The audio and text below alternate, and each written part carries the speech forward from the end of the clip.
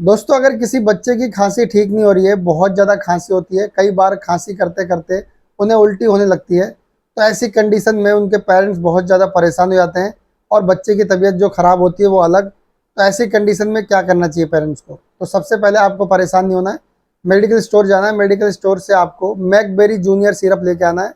बच्चे की उम्र अगर 3 साल से 6 साल के बीच है तो उन बच्चों को आप 4 ml दीजिए, सुबह शाम और दोपहर तीनों टाइम दीजिए, बच्चे को आराम हो जाएगा।